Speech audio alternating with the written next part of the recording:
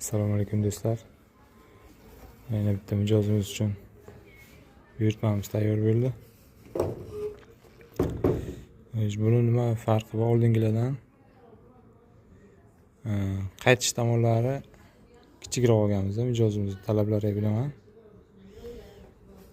Masalan, oldin mana qaytish joyini pavorotini 15 sm, 14 sm ga taxlardik. Hozir o'sha aytganlar bo'yicha